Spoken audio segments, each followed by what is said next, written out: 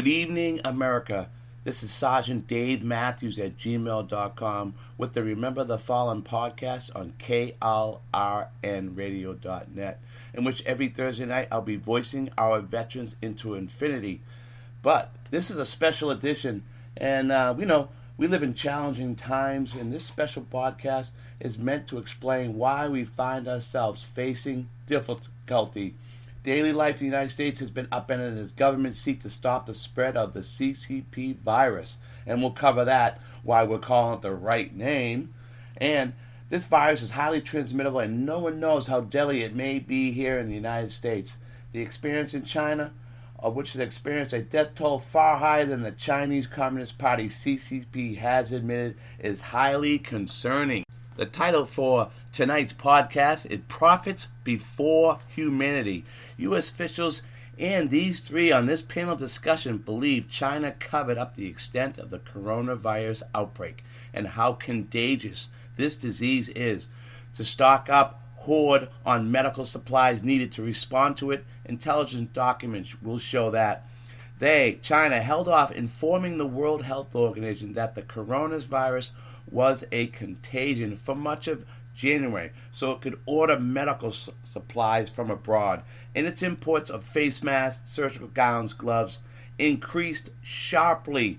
Those conclusions are based on the 95% probability that China's changes in imports and export behavior were not within normal range, according to the report from the Washington Association Press, hence the title for the show, Profits Before Humanity.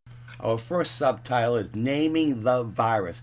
There has been controversy recently about what to call the virus that has unleashed a worldwide pandemic. The Chinese Communist Party, CCP, prefers novel coronavirus. Others have referred to it as the Wuhan virus after its place of origin, as in common in naming other diseases. The Epoch Times suggests a more accurate name is the Chinese Communism Party CCP virus. And the media can't get past on what our president calls it. Here's a quick clip from Fox News. Why do you keep calling this the Chinese virus? Why do you keep using this? A lot of people say it's racist. It's not racist at all, no. Not at all. It comes from China. That's why. So the news media will continue to call it the coronavirus because they don't want to hurt the feelings of the Chinese, right? But the name CCP, bluntly, virus, holds the Chinese regime accountable for its wanton disregard of human life and consequent spawning of a pandemic that has put untold numbers around the world at risk. And this points out why the name CCP virus is needed, to distinguish the victims from the victimizer. The people of Wuhan and of China are the victims of the CCP's arrogance and incompetence expressed in this viral pandemic. The name CCP virus also sounds a warning. Those nations and individuals close to the CCP are the ones suffering the worst effects from this virus, as is seen in the raging infections in the CCP's close ally Iran and in Italy. The only G7 nation to sign into the Belt and Road Initiative, Taiwan and Hong Kong, which have rejected the CCP. Taiwan in a recent landslide national election, in Hong Kong in months of massive demonstration, have had relatively few infections.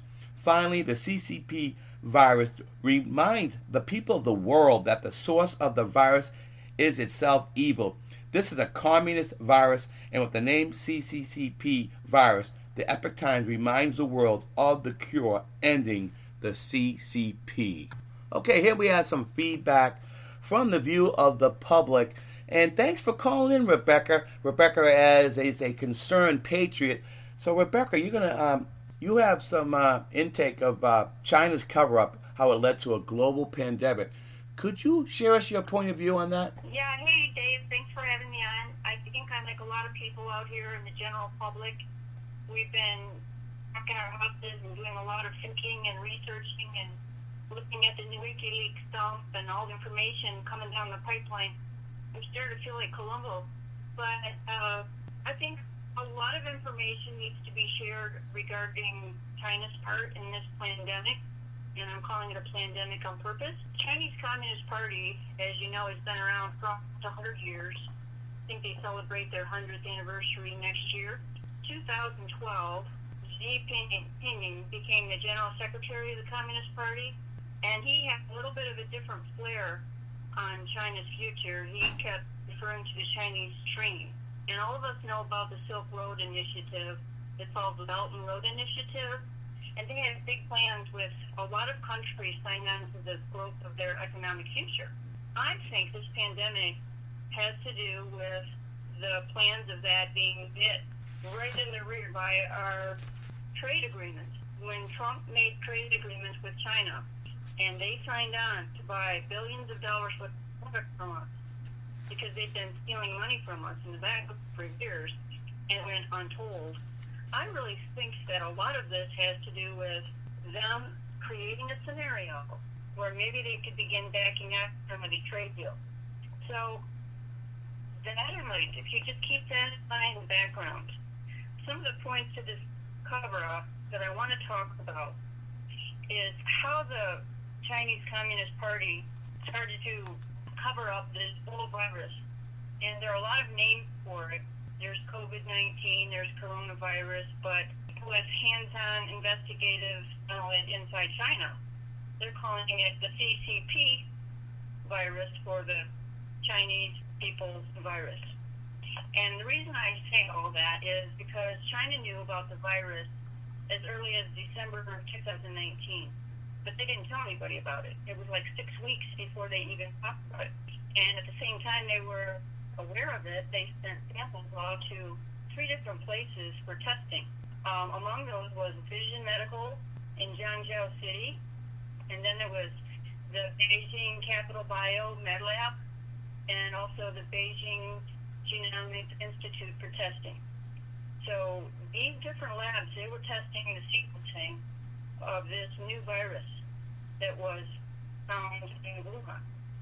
There was someone who died in Wuhan, and first person, when the commission was asked about their death, first said, oh yeah, they died December the 12th. Then all of a sudden it's like, oh no, it was December 6th or 7th. And then when it push came to shove, finally the truth came out, and it was December 1st. So there was a cover-up there. The fact that they sent off these tests for sequencing was also a cover-up. So nobody really knew what was going on. In the meantime, this virus is spreading because nobody knew about it. The borders remained open, and there was even an article published in Science magazine, and it really said 86% of the infected people, they went undocumented prior to travel restrictions. And that was right up to January 23rd of 2020.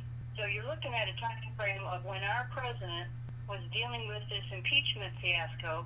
They still had people crossing borders and celebrating their Lunar New Year without any restrictions, spreading the virus all across the country.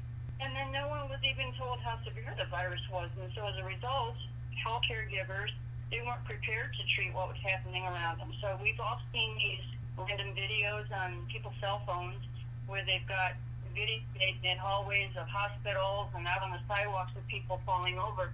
Nobody even knew how to treat it. So the CCP virus, it was underreported, and there was a lot of illness, and there were higher death tolls than I believe were reported. And the reason I say that is because people have been investigating the Wuhan crematories and the funeral homes. And believe it or not, they've been working 24/7 around the clock just incinerating bodies. Unheard of, 24/7. So there's a lot of death that went unreported. Okay? Yeah, and also, Rebecca, I heard they were actually burning crematorium bodies alive. You could hear them screaming. Yeah, there were reports of people hearing screaming. I know. All of these horror stories are coming out. Well, not only that, there were actually apartment buildings in Wuhan that, believe it or not, the military went in and they bolted them, and they actually welded the doors shut with people inside, not able to get out, take food, water, any kind of medical attention. And so literally apartment buildings, they may as well have set them on fire. It would have been a faster death. It was an agonizing death. These people were in there screaming and not being able to be released or leave in any way, or, you know, be helped by in any way. So, you know, there was like a 5 million population that actually left Wuhan prior to that lockdown on January 23rd. So you're talking 5 million people with potential of spreading this virus before we were even notified. Scattered throughout the world.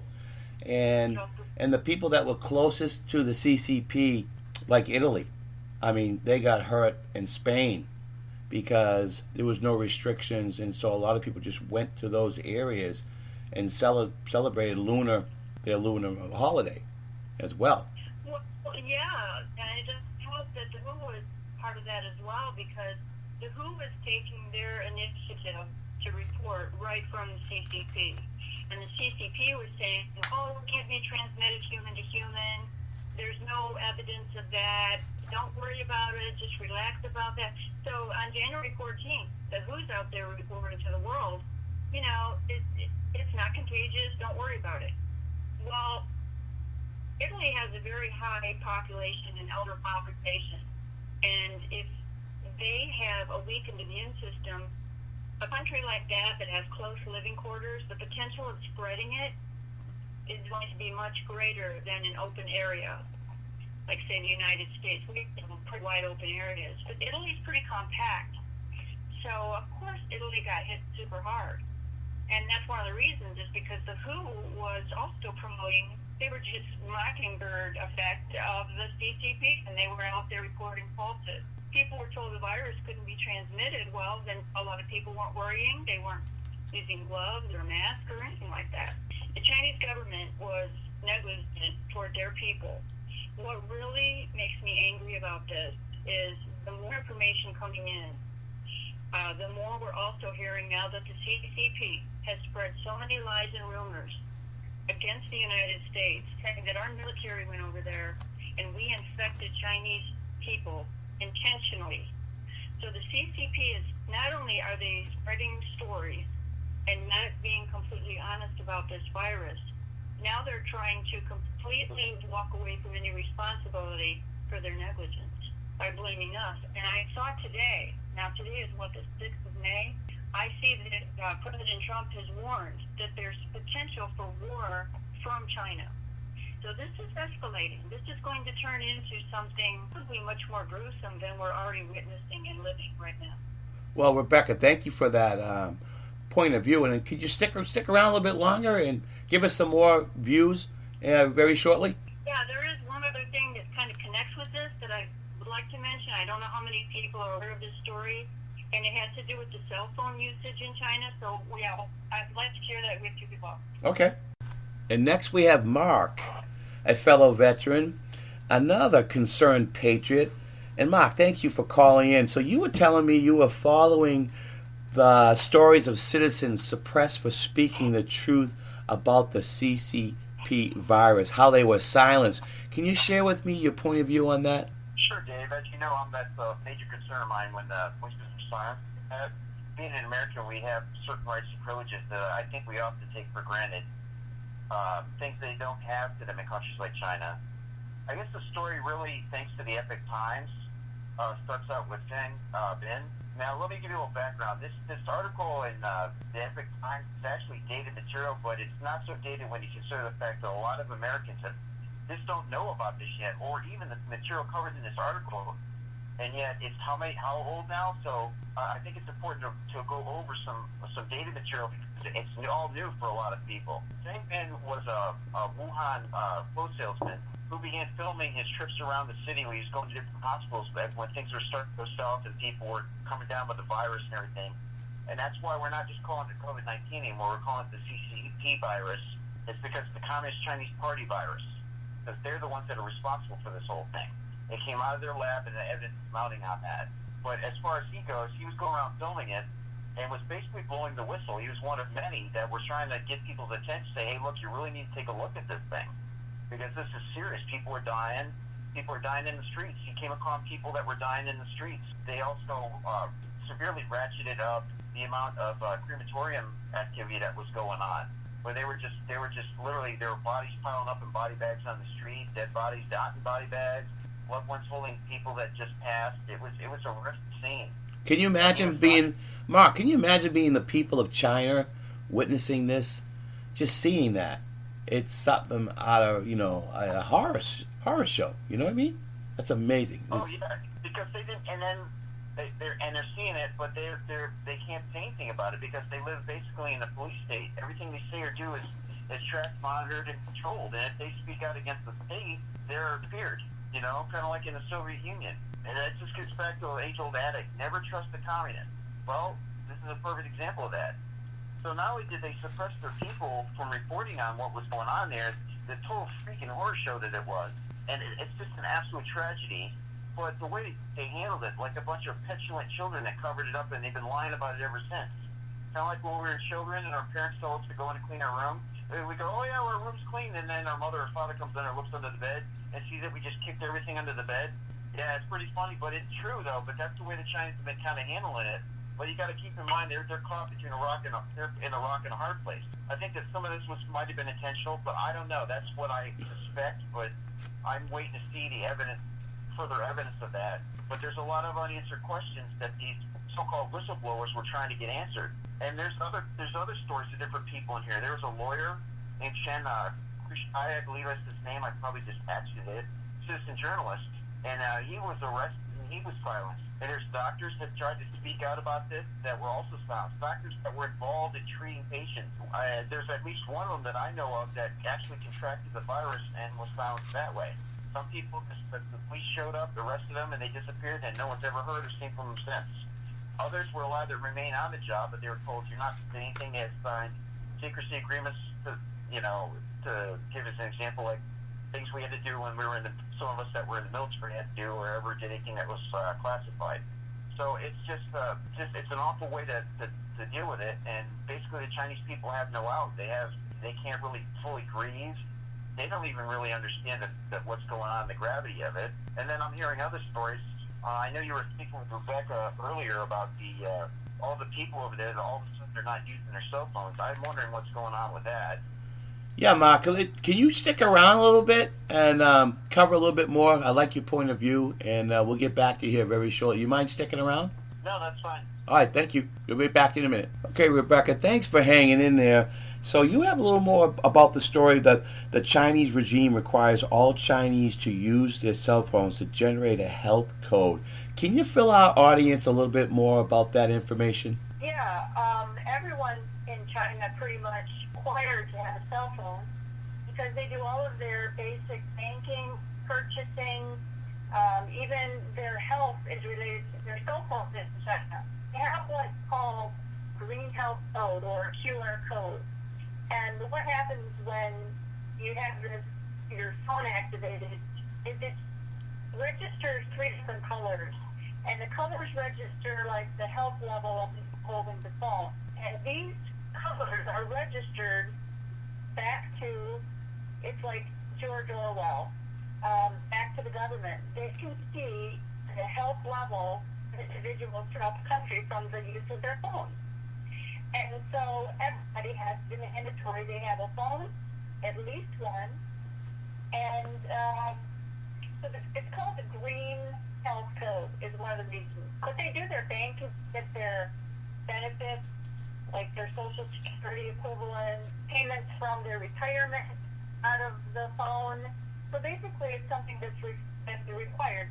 The bottom line is a very, very viable reporting network called Epoch Times, and they were originally located in China, and they were reporting on some of the behavior of the Communist Party in China, what they were doing to people.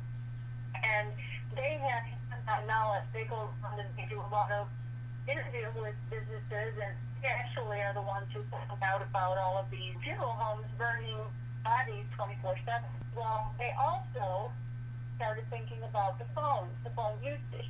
There are three main phone companies in China, and these phone companies were all visited. There's China Mobile, there's China Telecom, and then there's one called China Unicorn. Okay, so these are the three main servers, and they reported how many users they had last year, last month, and then current, and all of them have dropped millions of users over the last, guess what, 6 weeks. A total of 21 million fewer cell phones are being used in China today. Yeah, and I heard also it's impossible for a person to cancel their cell phone. Is that true? Right. That's true because the government does not want you to cancel a cell phone because that way they can follow you. That's how they know they can listen in on you. Literally, the cell phones are high-tech like ours. It's not more high-tech because they probably have all kinds of fancy programs in there because they're spying on the people. Just the fact that they know the health of the people is very interesting because think about this. When I mentioned a few minutes ago about the Chinese Communist Party virus and they were keeping things from the people, if they know what the health is of an individual from the phone, they knew about this virus. They knew the health levels of people. They could have diagnosed the health of people from these phones. So now all of a sudden, 21 million fewer, and they're telling us their deaths are 3,265 to date. 3,000 deaths. It's just over 3,200 actually. But yet 21 million fewer cell phone usage. I would like someone to explain that. Yeah, the math definitely does not add up. Once again, they're lying to us again, and they don't realize how much trouble they're getting themselves in because, you know, President Trump is not going to take this. He only can take so much, you know. So, yeah, this is a big story out there. I'm so glad you were able to have a grasp of that. Is there anything else you want to add into that topic, Rebecca? Well, just that I think there are going to be many more stories similar to this coming out. And now, thank God, we've got doctors and nurses and hospital workers starting to report on what's really going on around them, firsthand knowledge. And so I'm looking forward to where this story actually goes, and I'm really hoping at some point down the line that all of these people have not died in vain and that somebody will be held accountable. And so that's why I'm staying so close to this story, because too many people have died, never have to die. That's my take on this, and I think a lot of people are sharing that thought now. As more and more come out, when more and more information comes out about this virus, I do want to mention one other just quirky little thing. I work with natural healing, and it's a frequency-based healing that I do. And so we have this virus diagnosed now by specialists in the frequency field as an A- virus. So two frequencies are summing up basically the scope of this virus, if you can understand that. Those frequencies do not occur in nature naturally. An A and an A minus, or A plus and an A minus, are not a naturally occurring set of frequencies anywhere in nature. So, in my mind, that means that it was a created virus. So, in my mind, weeks ago, when I initially found this out, by a woman who, by the way, she also was one of the key people who worked on a Japanese princess cruise. Remember when the people were brought off the cruise ship and they were able to test their blood to find out what the virus was they all had? Well, she was one of the original biologists and virologists who worked in the lab and was able to put a frequency to the blood type, to the virus itself. And from that's when she decided, she realized, or she discovered that it kept mutating, and they found 14 various mutations from that original virus. But the bottom line is, she can prove that this virus does not occur naturally. So I just wanted to throw that out there for people who are interested in the frequency side of things. Well, thank you so much for that opinion. Mark, we alluded earlier on this Epic Times piece on the podcast, bringing it full circle on the time has come to remove the cancer of the CCP. Tell me how you feel about that, Mark. I think that's spot on, David. The CCP, for those who don't know already, is the Communist Chinese Party, as we've been discussing. The problem with the Communist Chinese Party is they've infiltrated governments all over the world. They've done a number on our country. They've got people in all levels of government. They're in our media. They're in our institutions of higher learning. They're in our industries. What they're doing is they've been stealing intellectual property here in the United States, engaging in industrial espionage. They've been engaging in espionage of our government, stealing military secrets, intelligence secrets, cyber secrets. So they've done a number on us, and a lot of the technology they have because they stole it from us. It's the bottom line. And we've been appeasing them, and this goes back decades to the whole globalist movement. And these so-called globalist elites, these intellectuals that think they know better than everyone else, turn out to be pretty stupid. Because they thought if they just appeased the Chinese, they would bring them along, and the Chinese would eventually convert to capitalism and see the beauty of it and how they're people and they can live a better life. When the Chinese government doesn't give a lick about their people, that should be abundantly clear by now, just by the way they treat their people. They're all consumed by power and dominance. They want to be the world's number one superpower. So, in an effort to do that, to pursue those ends, we've been giving them a path, and they've been taking advantage of it and lining their coffers with our money and our jobs. They've been taking our jobs away and stealing all our technology. So we need to cut the cord. We need to get rid of the virus. We need to go through and clean house and get rid of a lot of their influence. We need to start doing things kind of reminiscent of the Soviet Union, in my humble opinion. Well, we didn't allow exchange students from the Soviet Union to come over here and further enrich the Soviet Union to perpetuate that regime along. No, we had limits on things. We cut them off. Well, we need to do the same thing with the Chinese because they're never going to come into our sphere. They just became more powerful and wealthier and did more damage is what they did. They're never going to come around to our way of thinking with this approach with the whole globalist movement. I think we should prepare for a draft for our military for the next World War III. I don't know that it's going to come to that yet.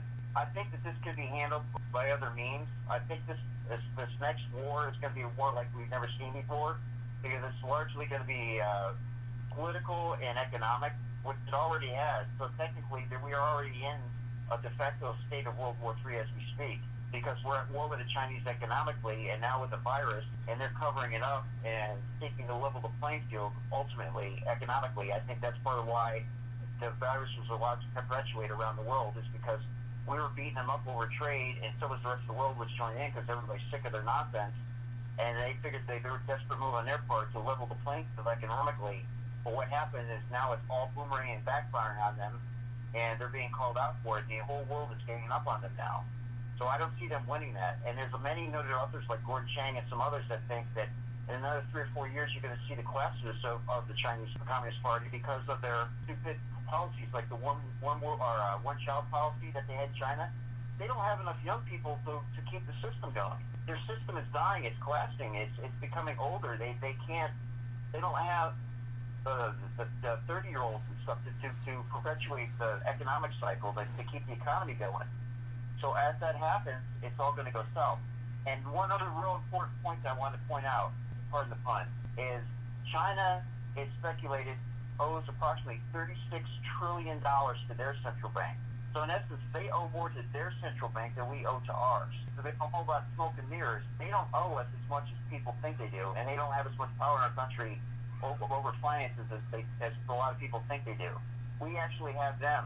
As we remember the fallen, at the fate of the nations hang in the balance. Let's not forget the communism is estimated to have killed at least 100 million people, yet its crimes have not been fully compiled and its ideology still persists, but for not much longer, for the CCP has awoken the giant United States of America. Please bow your head as we pray for the people in the U.S. and around the world impacted by the coronavirus. We pray for comfort for those who have lost loved ones and for those who have been quarantined and are feeling alone. We pray for healing for those who are sick. We pray for safety, strength, and compassion for medical workers who may be overwhelmed caring for those who are battling various illnesses and workers who are exposed to greater risk. We pray for that our public officials act with compassion and wisdom as they work to contain the virus. We pray for those without access to health care and for those who don't know how they will make it if they get sick and can't go to work. We pray that your peace will guard our hearts and minds so that we are not overcome by anxiety and fear. God, inspire in us ways to show your love to one another and to ourselves. Guide our hearts and our actions to greater care, kindness, and generosity in the midst of these fears and uncertainties.